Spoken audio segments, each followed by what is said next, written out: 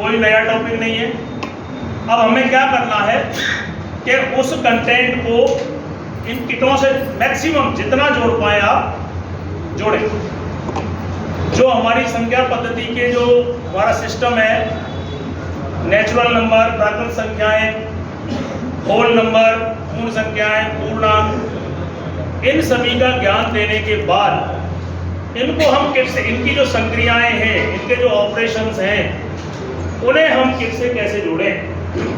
ठीक है, सबसे शुरुआत में करता हूं। हमारे पास संख्याएं हैं, सबसे पहले सम संख्याएं और विषम संख्याएं। बहुत छोटा टॉपिक है, तो वैसे तो हम अपने अपने स्तर से सम विषम संख्याओं को समझाते हैं कि 2 से भाग हो जाए वो हमारी सम संख्याएं हैं, और जो 2 से भाग ना हो वो हमारी विषम संख्याएं। अब इसी को हम इनसे जोड़ते हैं। मान लीजिए मेरे पास 1, 2, 3, 4, 5, 6 और 7, मान लो मैंने 7 संख्या ली।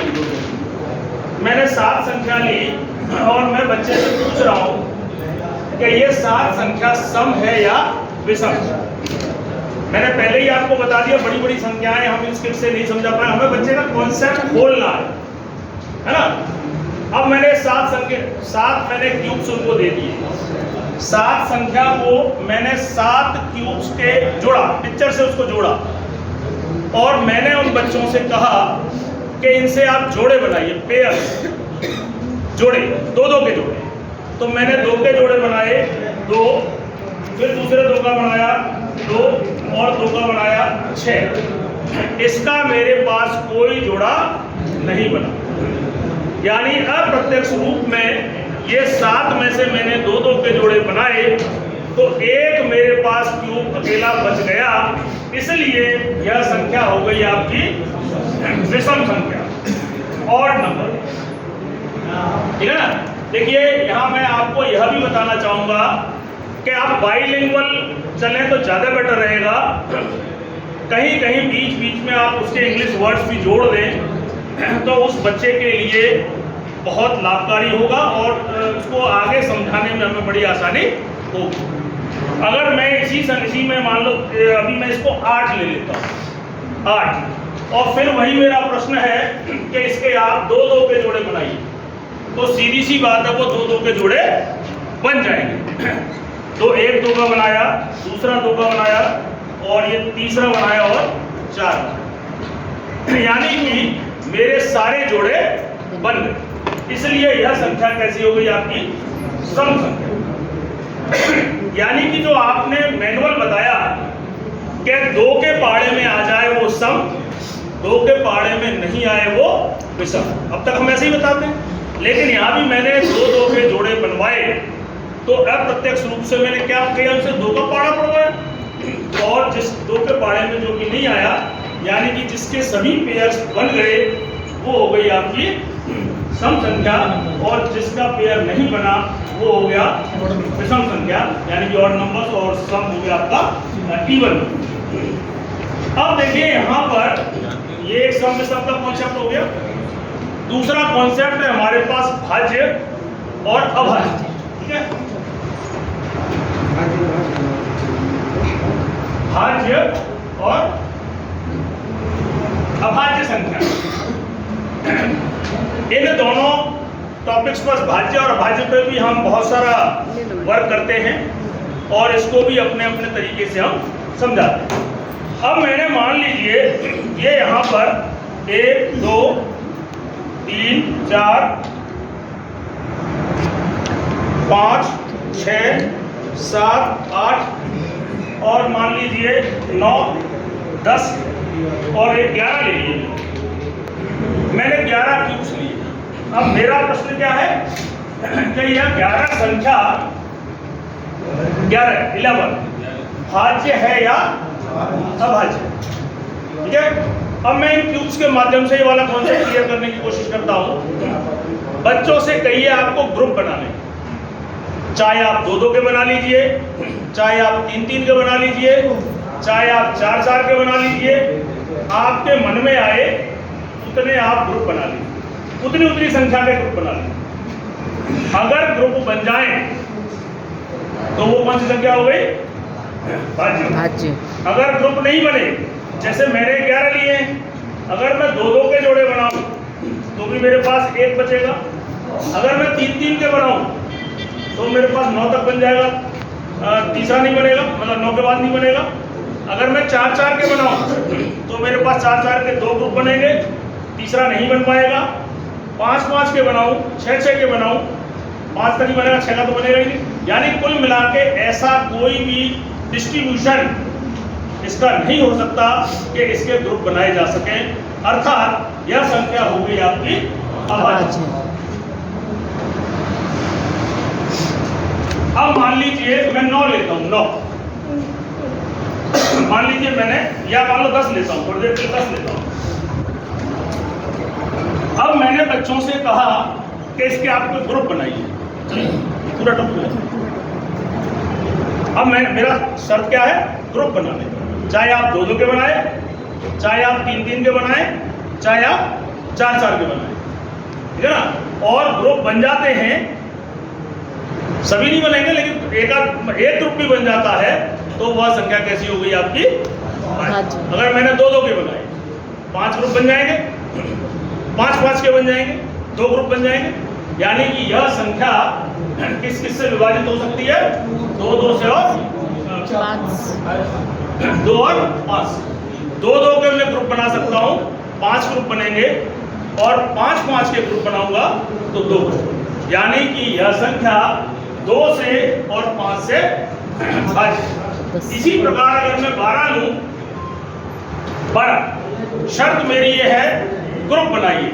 ग्रुप में संख्या, ग्रुप की जो संख्या है वो कितनी भी हो सकती। तो अगर मैं 2-2 के ग्रुप बनाऊं तो 6 ग्रुप बनेंगे, यानी ग्रुप कंप्लीट बन रहा है। कंप्लीट बन रहा है तो ये मेरी संख्या भाज्य।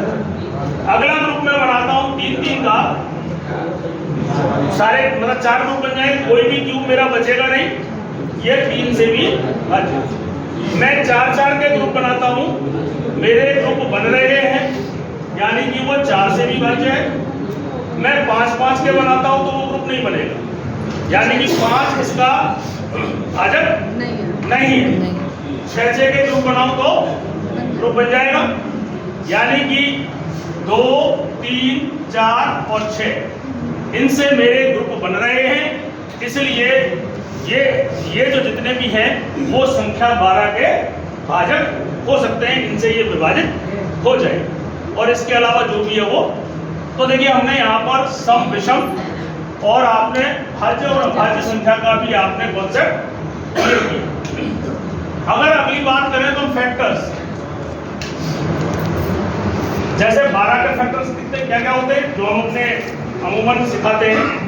एक तो सबका होता ही है 2, 3, 4 और 6।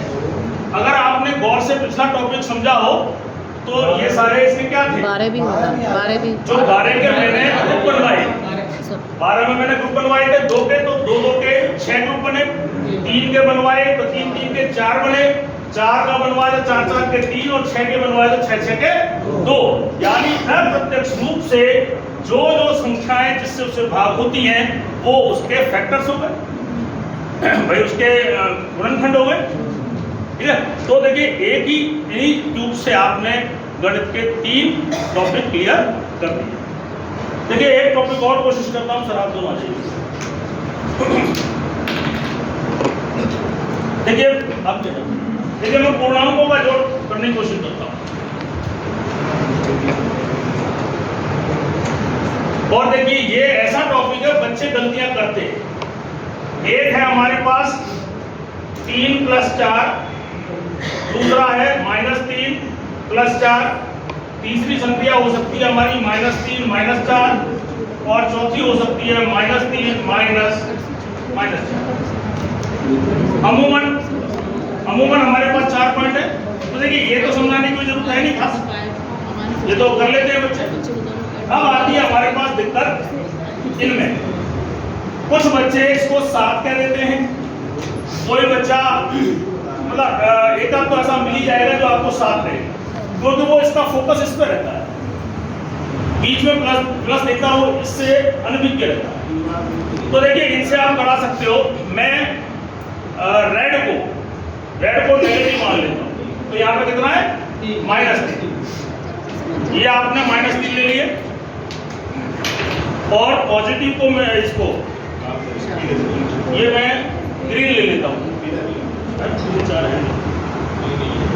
ठीक है। अब देखिए यहाँ पर एक प्लस और एक माइनस आपका 0 होता है, तो ये तो हो गया आपका 0, ठीक है, और ये हो गया आपका 0, और ये हो गया आपका 0। मेरे पास ग्रीन बचा, और ग्रीन को मैंने कहा है प्लस, और ग्रीन का कितना बचा है, 1 तो बचा है संख्या, क्योंकि ग्रीन है इसलिए ये हो गया, ये मैंने ग्रीन को प्लस सिंबल से चिन्हित किया है, और क्योंकि 1 है इसलिए मेरा आंसर आया +1। अगर मैं इस संक्रिया पे चलूं तो कितनी है ये, -3, तो रेड फॉर माइनस, और ये आपका कितना है, नहीं इधर ये भी माइनस, तो इस बार ये भी रेड ही रहेगा, है ना, माइनस हमने रेड को लिया है। अब देखिए यहाँ पर आप थोड़ा दिखाइए दोनों, देखिए इनके पास भी रेड है और इनके पास भी रेड है, तो यहाँ पर तो कंफ्यूज हो जाएगा, एक माइनस है घटाना होगा, रुक जाओ, लास्ट में आप क्वेश्चन पूछते हैं। अभी देखिए फिलहाल आपके क्वेश्चन का आंसर देने की कोशिश करूंगा। देखिए ये कैसे है आपके पास रेड, और इन सर के पास भी कैसे हैं रेड, इसलिए 0 का तो कोई सवाल ही नहीं है। 3, 4, 5, 6 और 7, तो यहाँ पे आपका कितना आया, पहले संख्या क्या आई, 7, क्योंकि ये रेड है और रेड को हमने क्या कहा है, इसलिए ये हो गया आपका माइनस। अब देखिए यहाँ पे भी इसके लिए इसमें है, उसमें कट है, लेकिन वो हमें